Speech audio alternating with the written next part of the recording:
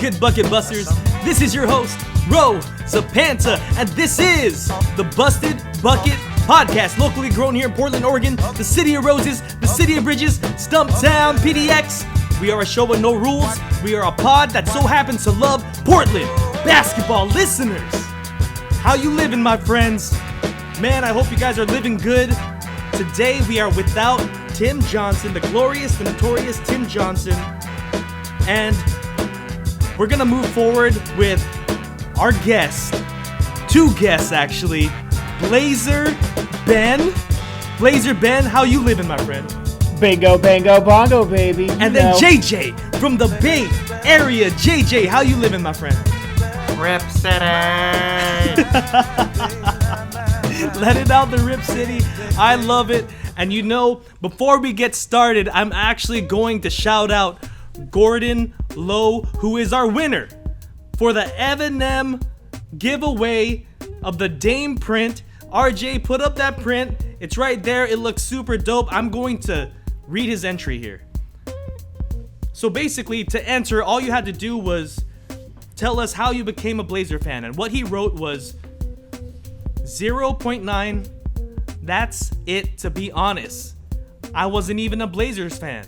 I was just watching the playoff game, and I went cray-cray when Dame hit that shot. The rest is history, and of course, he's talking about Damian Lillard's game winner against the Houston Rockets to put them away. It was a great one, and man, I remember that moment too. And moving forward, we're going to talk about Blazers. We're going to talk about Blazers. Congratulations, Gordon, by the way. We're going to talk about Blazers. We just had a nasty stretch, a very enlightening stretch. Man, we lost to some top teams. Ben, let's talk about how we lost to Milwaukee. We lost to the Clippers. We lost to the Jazz. And we just recently lost to the Heat. What did you think of that stretch? I'm going to start with you. We just lost to some teams that are thriving, man. They're on the up and up. You know, they're figuring their rosters out. Like the Heat were in the Western or the Eastern Conference Finals last year. So, you know, they obviously know what they're doing. And the Bucks, I mean, Giannis, there's really no stopping him. It's tough when he gets on a roll like he did with us. We had no answer for him. So, you know, that was a tough one. And then the Clippers had Dame's number, man. The defense they were throwing on him, they were doing that full court D with Patrick Beverly on him. Man, absolutely. Just throwing him out of his routine. It was tough to watch all those teams, you know, just stomping us. Yeah, I absolutely agree. JJ, what did you think of that stretch? What are some positives, some negatives? I guess for the positives is that they beat teams that they were supposed to beat for the most part. The Thunder win, which was a 48-point win. We had a lot of support from the fans saying, you know, keep Stotts. But, you know, the Blazers are supposed to win those games. I felt that stretch was a test to see if the Blazers could fare well against some championship contending, you know, talent. And it was, to be quite honest, disappointing. Yeah, I think you read these forums though, man, and the Blazer fans are like so fair weather. They're like, we're winning. They're like, yeah, Stotts has got it in locked. You know, he knows what he's doing. Then we lose by 20 to some other teams that are like, fire Stotts now. Now Stotts is the reason we are losing. We need to lose. We need to lose the coach. Yeah, it's tough to read those forums, man. It is. I mean, that's why I don't really agree with what they say. I like to read everyone's take, but it doesn't matter because my take is this, which is I haven't changed my opinion about Stotts, and I think the last 5 games showed his talent with coaching, which is none. Yeah, sorry. I mean, I don't know if I would go as far as none, because he does have some positive qualities. He has shown that he can win with less in the past. This particular season, though, I mean, we have a team that is just, I want to say it was ripe for being a contender, or at least being very interesting in the playoffs. And I think during the stretch, I mean, we haven't beat the 5 teams above us since December 28th, and that was against the LA Lakers. And that was also because Gary Trent Jr. scored 22 points that game, and he's now a Raptor. He's not even on the team. And I think as far as stats goes, it's a little concerning because these are top teams, okay? These are top teams that we're supposed to be competing with.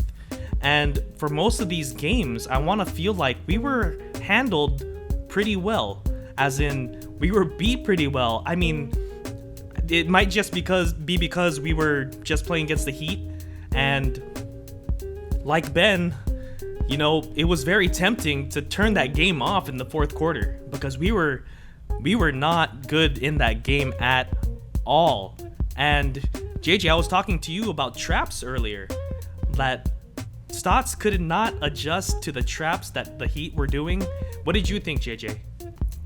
I mean, I think from playing basketball that when another team strategizes to trap you, Dame is so smart, and for him to be like on an island without having anyone to pass to, I want to give credit to the other talent on the team, which is, you know, they need to know where to go. If there's a trap, draw up his leak, draw up some people for his outlet.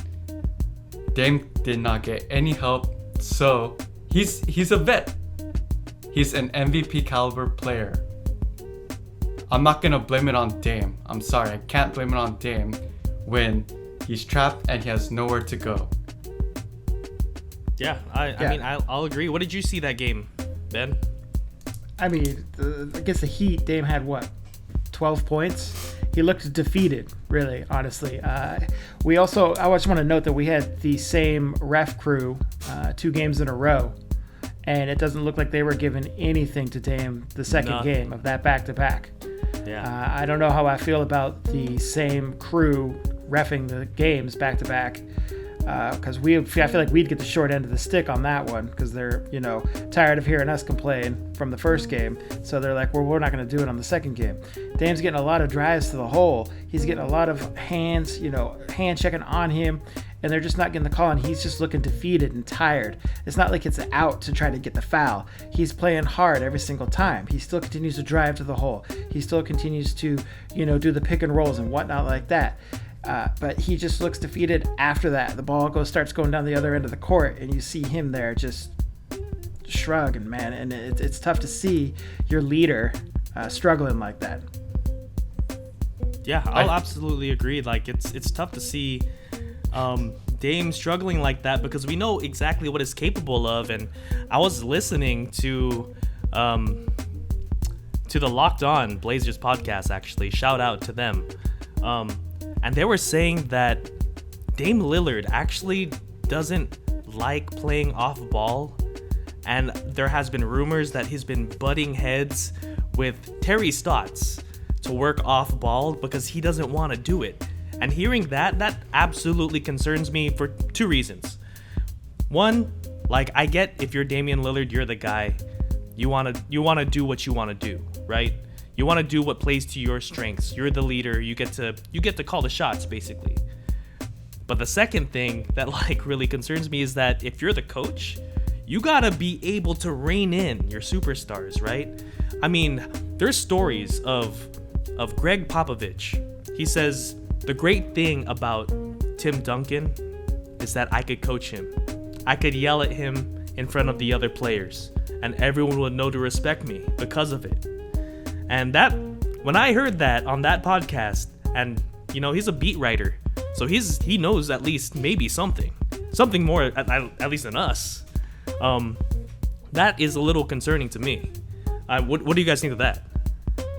Everyone needs to learn how to play off ball. You have to learn to buy into the system. I mean, all the greats had to do it. The Bulls dynasty with Jordan, Pippen, the triangle offense, it's about off-ball movement. Yeah. The Spurs, obviously, right, is off-ball movement. But even with that, like the Celtics with Doc Rivers, its off-ball movement, it's just buying into the system. And I know like I sound pretty like sour right now, but just watching, like for example, when Melo and CJ are in the game, there's no movement whatsoever in offense. And Ben, I don't know if you see the same things that I do, which is like, what do you think about like the play call in general? Like, do you think it's like a lack of execution? Is it maybe they draw up a play? I don't know. What do you think? I mean, the last few games we've played, they've been trapping, Lillard on the full court. So someone else is bringing the ball down, whether it be CJ, whether it be Norman Powell. If you watch off the ball, not a lot of people watch off the play. You see Dame, he'll just bury down into the 3-point corner and he'll sit there for a minute. And then it's like they, abandon ship and he just shoots up to the top, gets a screen and gets the ball right back. It's like we're back into what we want it to be. And he's not wanting to play off the ball. He needs to have the ball in his hands. Whether he's bringing the ball down the court or he's, orchestrating the play to begin with, he can't play off the ball for just a quick shot. He's got to sit there. He's got to get the ball. He's got to do his dribbles. He's got to try to do the pick and roll. He's going to try to drive to the hoop and kick it out or something like that. But, I feel like he always has to be the commander in chief, leading the pack. But, I like to watch off the ball sometimes when they bring the ball down, see who's posting up in the middle, see if Nurkic is going down low before he runs up for the screen, stuff like that. But yeah, we try. I feel like we give up real quick, with playing Dame off the ball, with giving CJ and Melo sometimes brings it down. Watching Melo bring the ball down is painful sometimes. He has no real leadership, I would say, from the point guard position. I mean, he did have a goose egg last game, 0 points. Yeah. I would like to say that they're trying other avenues when they do trap Lillard, but it just seems to be not working, and it's just not something they've really fine-tuned yet. Yeah, there's definitely things to figure out, and I mean, if we're gonna talk about Melo, man, he has been on a horrible stretch. Absolutely horrible stretch. He has not been playing well. I mean, before All-Star break, I want to say, I was very hopeful. We were like, up in our chairs watching him just get buckets all the time, and he has not been doing that lately. I hope that being a veteran, maybe he's just resting a little bit, not playing as hard, saving it for the playoffs. That's kind of a vet move to do sometimes, but if you're coming off the bench, like, what you resting for, really? You know what I mean? Yeah. And also just chiming in to playing off the ball is when Norman Powell, man, when he brings the ball down, is that guy explosive or what, man? He's just going in. He even uses the rim as a defender, and he goes up and under it, so then the big man can't block him, and he's shooting a reverse layup. That guy just has like a second gear that I feel like Gary Trent was going to get into in a year or two. Like I said, that we just fast forwarded with Norman Powell. And I'm impressed with what Norman's bringing to the team so far. So I give that a plus. Yeah. I'm going to agree with that too. I mean, Norman Powell actually has been pretty solid. Gary Trent Jr. is just very inconsistent, or was inconsistent on the Blazers. Part of it, though, I want to say, is that they didn't play Gary Trent Jr. alongside Damian Lillard and CJ McCollum very much because, I mean, CJ McCollum was injured for a while. We'll say that. But even when he wasn't injured, we did not have that three set. And all of a sudden, Norman Powell comes, he's shorter, and he's the third guy. It just seems kind of weird. And I'm just going to give kind of a stat with how Norman Powell's doing. So his his defensive rating is actually 107.4, and for people who don't know, the lower the number, the better for defensive rating. The league average is 110. On the Raptors, he was like 113, so he's playing harder on defense, or at least playing better defense with us, and that's encouraging. Offensive rating for Norman Powell, 117.7. He's doing great. That's a great number. League average is about 108, so his being very, very efficient. I like what I see from Norman Powell, but can we talk about how Gary Trent Jr. got 44 points real quick? Did that hurt you guys? JJ, did that hurt you at all? Do you have an opinion on Gary Trent Jr.? That hurt. I mean, if I'm trying to be logical about this, did we give up offense for defense though? Yeah.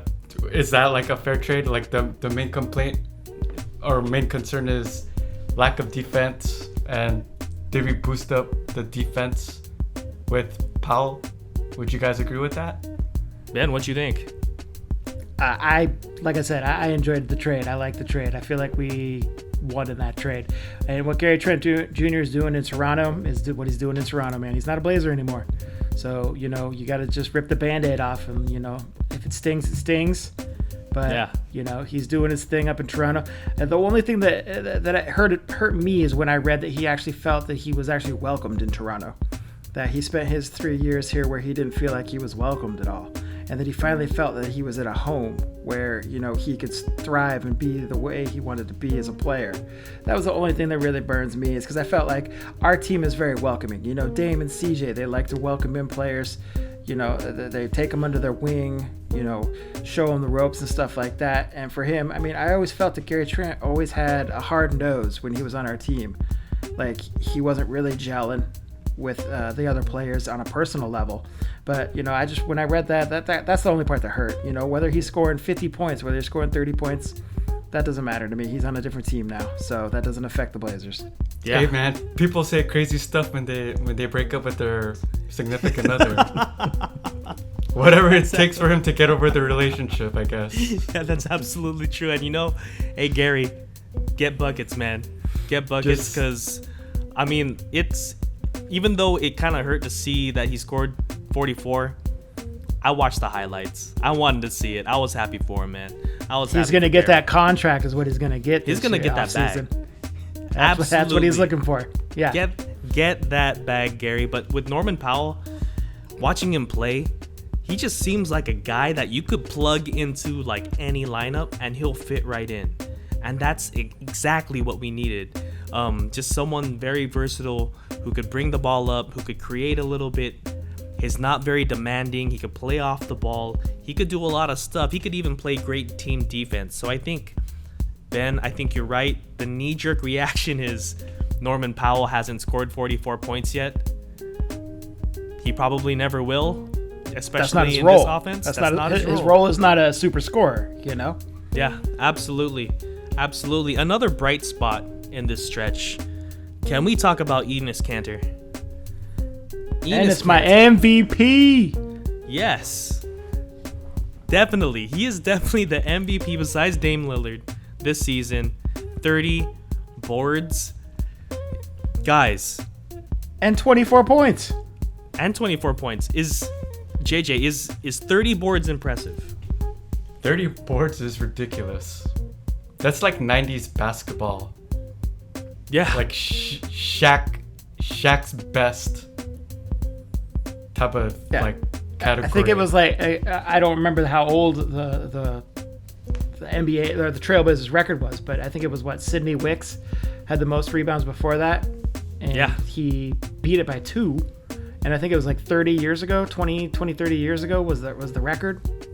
Yeah. I could be wrong. I could be way off. I don't have exact quote on that one. I don't have the exact one either, but I looked it up and I think that's right. And it's funny that you mentioned Shaq, because Shaq's high, like rebound high, game high, is 28. So he beat his high. I have the list out here for top rebounds in the game. Dwight Howard. Dwight Howard was the last one to record 30. Absolutely right. Dwight Howard was the last one to record 30. Here are the people ahead of him. Charles Oakley with 35. Seekley with 34. Ronnie Cycli. Ronnie Cycli. Miami Heat, baby. Rodman with 34. Barkley 33. Kevin Willis 33. Rodman again with 32. Rodman again with 32. Kevin Love, surprisingly, with 31. Dikembe Mutombo with 31. No. Rodman again with 31. And Kevin Willis with 31. Those are the people ahead of him. Enes Kanter is tied for 12th, which is absolutely ridiculous. Well, here, how about you get your opinion on this real quick? Again, reading the forums. I know I'm doing the cardinal sin. Is not, you don't read the forums. But I would like to agree with this one is when they say Enes Kanter is only guarding inside the paint area, right? He does not go outside the paint area. So he's always primed for that loose ball rebound or whatnot. And that's where we got killed on some of the big men, like the Heat and Bam Adebayo, shooting outside that painted area over Kanter. Do you guys feel that he's just sitting there camping in the middle, not getting those 3-second defensive calls and getting himself for the rebound? Man, JJ, what you think? That's a fair take.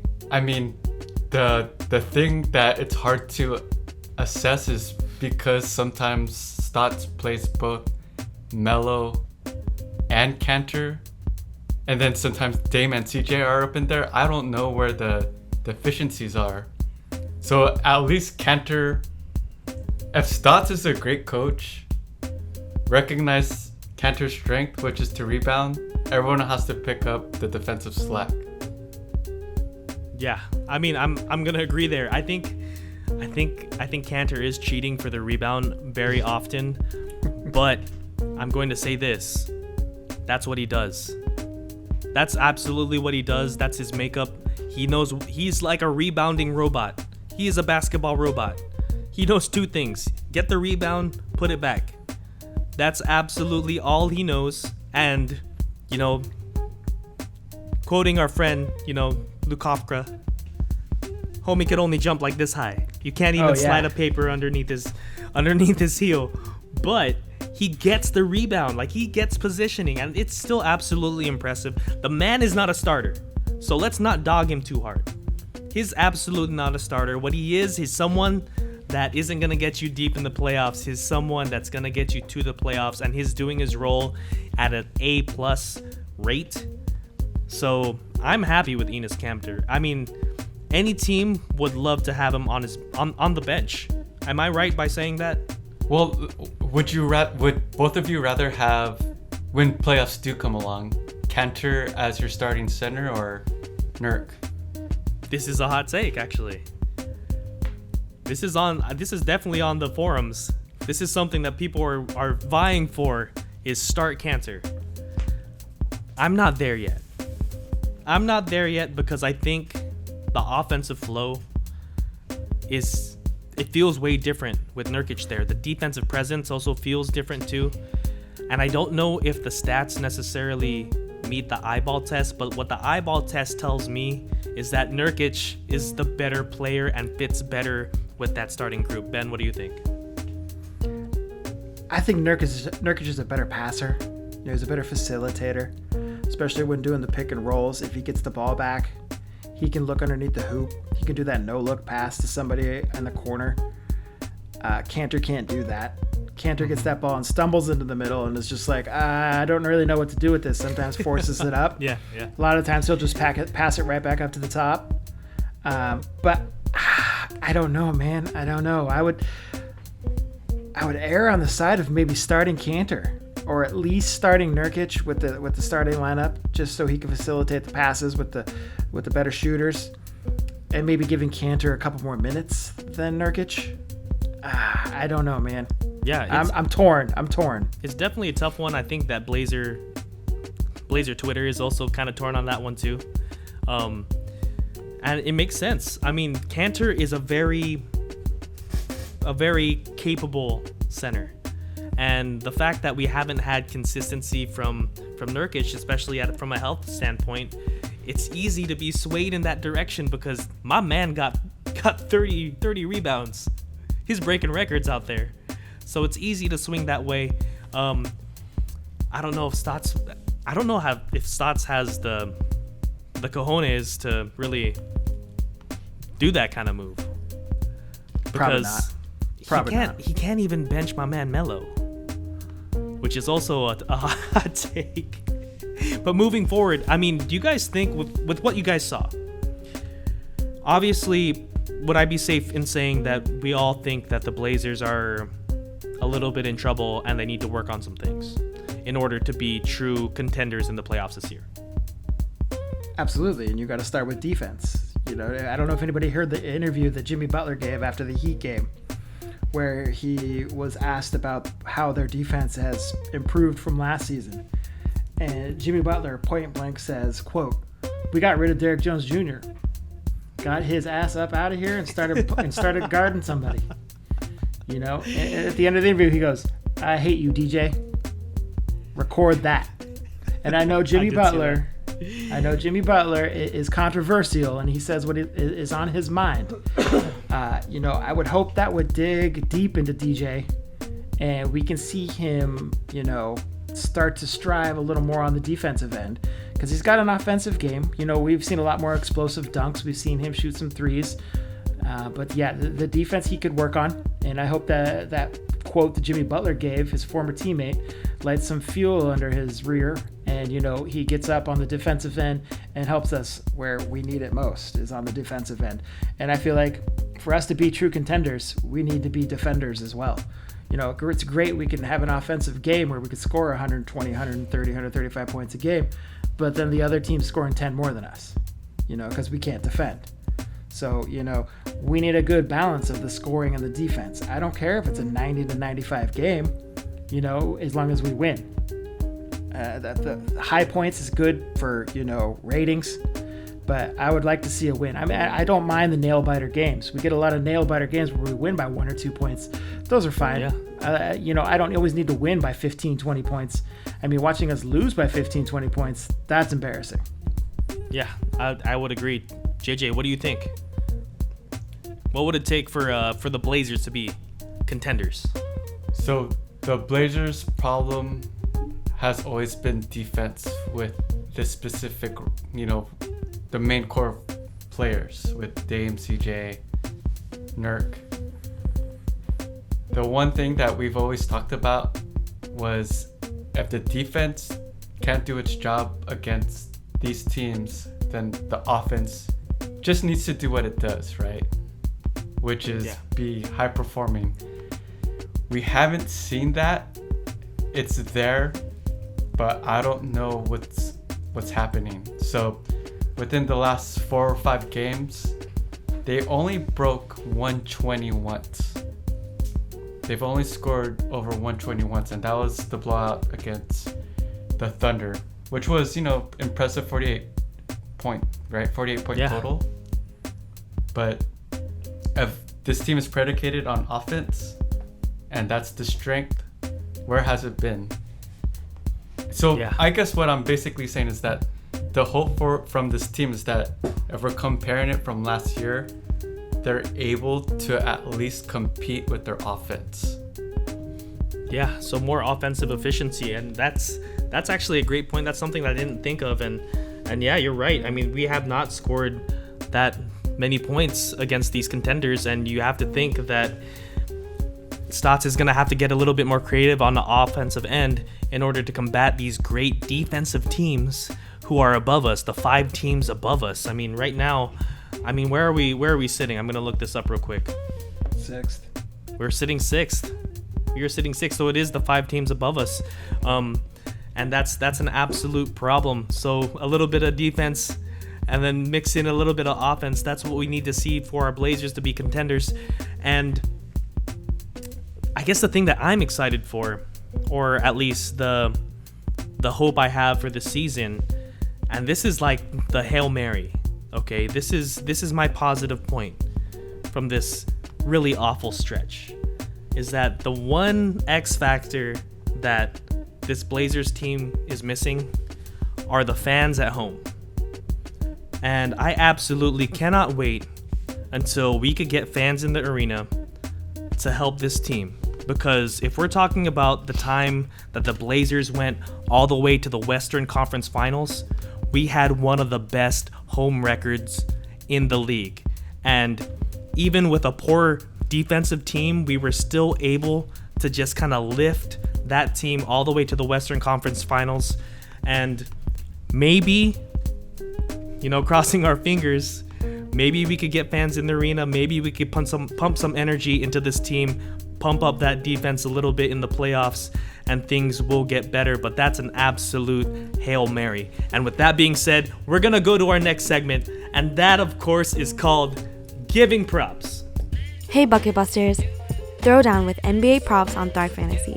Compete for over $2,000 guaranteed in prizes daily. Use the code BUSTED when you sign up and receive an instant deposit match up to $50 with a minimum of a $20 deposit. Come prop up today. Now, here are the guys. Yes, indeed, giving props. And I'm going to start with our definition. And that, of course, is giving applause, giving kudos to a certain person, story, or situation. So, Ben, JJ, I want to know if you give this props. For our first story, we have Space Jam 2. Space Jam 2 is finally here. And RJ, our video producer, run that preview.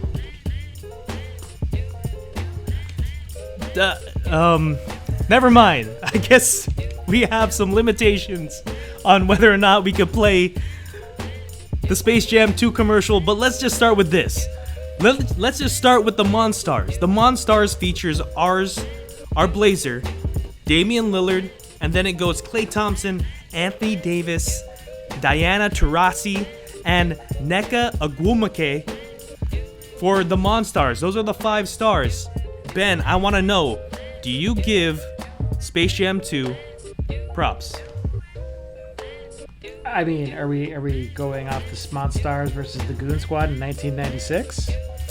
We could, I mean, elaborate. I'm gonna go with the 90s. I'm gonna go with the 96 squad, man. You can't get any better than Muggsy Bogues, Larry Johnson, Grandma Ma.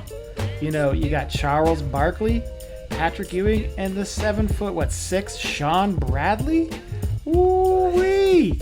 I'm gonna go with the 96 Goon Squad. I feel like the Monstars this time around, you know, grasping at straws with Klay Thompson. I mean, they could get anybody. You know, they can. What's that redheaded guy on the Warriors? He could play for Klay Thompson. Nico Mannion. Nico, yeah. JJ, what you think? Do you give this props? I mean, it's cool that they're being like 21st century. They got Diana Taurasi. Yeah. They have a female like WNBA player. Like they have a WNBA player, I should say. But yeah, I don't know, man. These reboots kind of I cringe. Like Coming to America 2. That was terrible. Yeah, Nneka is from WNBA too. Yeah. So, you know. Yeah. Ogwumike. Yeah. You know, I give them props for giving this a shot. Look at that, trying Klay. to make it's his it career burning up right there. It's just fizzling away. Oh, there it goes. Oh, along with from that Hawaiian heat, Achilles. that Is tan. it his Achilles that is messed up? Yeah, I mean, I have to give them props for giving it a shot. You know, I mean, trying to make it relevant. I know LeBron James is supposed to be like Michael Jordan, but I know we're 90s babies. So, I mean, you can't beat that squad in the 90s. You cannot. You can't beat it. So I'm hoping that maybe they remix it in a way that it isn't really, you know, comparing the two. But I bet you it's going to be really, really similar. So I guess we're a little bit split on props on that one. For our next story, I have, man, Usher. We're going to talk about Usher. The internet is absolutely on fire because Usher allegedly made it rain on dancers with fake money that had his own face printed on them. JJ, I want to know, do you give Usher props for making it rain on dancers with money with his face on it? I'm not even gonna touch this story. I'm gonna defer to Ben. Go ahead, Ben. Ben, it's on you, my friend. I mean, I know our viewers can't see the pictures, but that money looks pretty on point. You know, I don't know whether it's real hundreds and 20s and they, you know, just transposed his face over it. But last I knew that defacing money was illegal. So I would hope that is not real money, you know. And just to give this some context, too, this was at a club in Vegas, too. He's not down in Atlanta or anywhere else in New Orleans or anything like that. He's at a club in Vegas or Portland. You know, the per capita, The per capita scene here.